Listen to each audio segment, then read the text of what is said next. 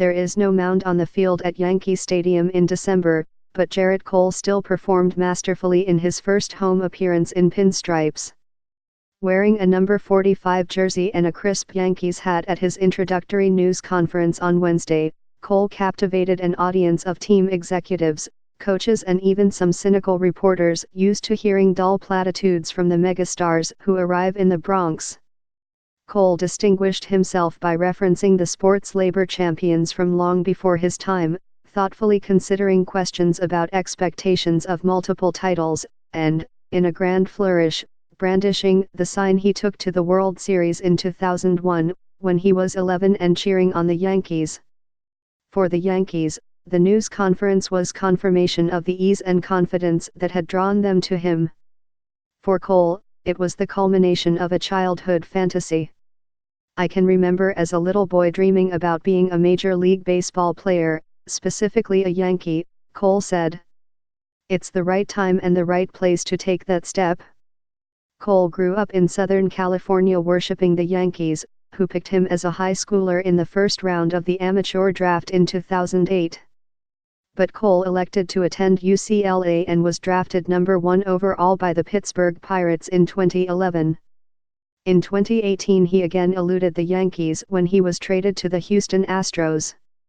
This season with Houston, he went 20-5 with a 2.50 ERA, finished second in the American League Cy Young Award voting and set himself up for a mammoth payday in free agency. He was said to have been pursued by several deep-pocketed teams. The Yankees would not miss him a third time. They secured Cole with a 9-year, $324 million contract, a record amount for a pitcher, and Wednesday was the time to show him off to the world and articulate exactly why they had committed all that money. We need to win some world championships, Hal Steinbrenner, the Yankees' principal owner, said, and I believe we are going to do that. Sooner rather than later. Steinbrenner was asked to clarify, did he mean more than one? Plural, he said. Cole, 29, did not shy away from the pressure of those expectations, or from the role he now occupies in that endeavor, as the ace of a team that just completed its first decade without a World Series appearance since the 1910s. It doesn't scare me, he said when told of Steinbrenner's comments. It's what I dreamed of. Who wouldn't want to compete for a championship every year? Steinbrenner acknowledged that he had declined to offer such big paydays for free agents when he had the opportunity in the past. But Cole was too special to pass up, he said. Brian Cashman, the Yankees' general manager, commended Steinbrenner for adding the 9th year of the deal early in negotiations, saying it had separated the Yankees from the Dodgers and the Angels. Cole, in turn, praised the Yankees with the type of language any new signee might use, calling them the best organization in the league. But Cole brought a prop to back up his words. He reached below the lectern to produce the sign he had taken to a 2001 World Series game in Arizona. It read, "Yankees fan today, tomorrow, forever." The pinstripes on the sign had faded, and the letters yellowed, but Cole insisted it was the one from his youth, when he became a fan of the club through the influence of his father, who lived in New York for a time. I mean, it's 18 years old, Cole said. But perhaps it was most surprising when Cole took the opportunity to mention Marvin Miller, the longtime head of the Players Union who led the fight for free agency in the 1970s, and Curt Flood, the player who challenged the reserve clause, another big step in allowing players a chance to test an open market. We've seen competitiveness blossom and free agency blossom, and he played a major role in that, Cole said of Miller. Curt Flood as well. Challenging the reserve clause was essential to the blossoming sport we have today. Cole explained later that he had learned about the two from John Buck, a teammate in Pittsburgh who would challenge rookies on bus rides in a baseball version of the Socratic method. Buck would demand that the younger players tell him who Miller and Flood were, and why they were so important. That rubbed off on Cole, and when he finally had the chance to taste the fruits of their work and sacrifice, he did not forget it.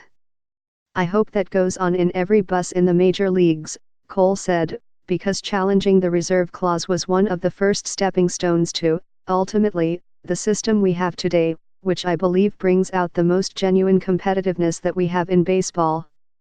Now that the Yankees have Cole, the balance of that competition tilts a bit more Chambers' Macau branch. On the mainland, the anniversary has occasioned tributes to Macau's transformation under one country, two systems. The state television network, CCTV, broadcast a series of glowing documentaries. Air China's in-flight magazine devoted 50 pages to it.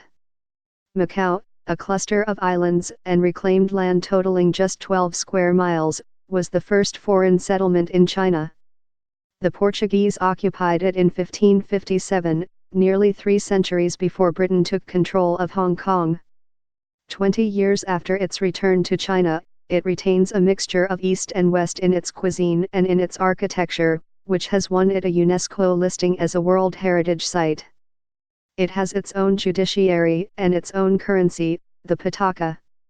Portuguese remains an official language, visible on street signs and storefronts, even if fewer and fewer residents speak it.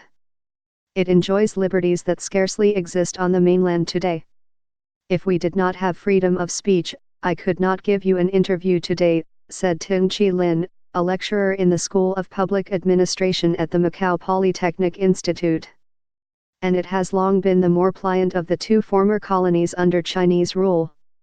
The reasons for that, according to residents and historians, have to do with the different political cultures of the Portuguese and British colonial governments, and how each handled the handover to Chinese authority. When reunification approached, Portugal granted citizenship to anyone born in Macau before 1982 and their relatives. Those who balked at Chinese rule could leave for Portugal, or another European Union country. But in Hong Kong, residents received a special British passport that stopped short of citizenship, which has made resistance to Beijing an existential fight. Macau is also different because it is the only place in China where gambling is legal and that delivers economic benefits. An elevated light rail system that opened last week glides from the airport past the most famous global brands in gambling, the Sands, MGM, Wynn, the Venetian. Macau became the world's biggest gambling center in 2006, surpassing Las Vegas, several years after the authorities expanded the number of casino licenses. The industry now provides 87% of Macau's annual budget and jobs for nearly 1 in 12 residents, according to the latest official figures. Still more people work in hotels, restaurants, and other businesses that cater to visitors, the vast majority of whom are from the mainland. Since 2008, the government has also wooed the population with yearly cash subsidies, which this year totaled the equivalent of $1,246 per person. Macau people are overly reliant on the established economic order, said Mr. Zhao, the rights campaigner, who has moved to London. Going against China means going against their livelihood. Gambling is prone to economic cycles, though, and in Macau it is also vulnerable to anti-corruption campaigns in China that target high-rolling officials. Casinos have struggled in recent months, almost certainly because the tumult in Hong Kong has cut into the number of visitors. During his visit, Mr. Xi is expected to announce new measures to knit Macau further into an ambitious project called the Greater Bay Area, meant to build closer links between the major cities where the Pearl River meets the South China Sea. The project calls for Macau to be the region's hub for tourism and entertainment, including attractions beyond gambling, like the annual Macau Grand Prix and the International Film Festival and Awards Macau. That festival's fourth installment, held last week, drew an international A-list of celebrities, including the French actress Juliette Binoche who, when asked, said she would not subject herself to censorship for the sake of making a film in China. I always have compassion for the audience who cannot really express themselves here, she said. For ordinary Macanese, such concerns can seem remote, even abstract. Many people here do not understand the importance of the universal suffrage, said Mr. Su, the legislator. They only concern themselves with the life issues that happen in front of their eyes. He warned, however, that without more democracy, Macau would lose what makes it unique. "We will just become another Chinese city," he said. Claire Fu contributed research.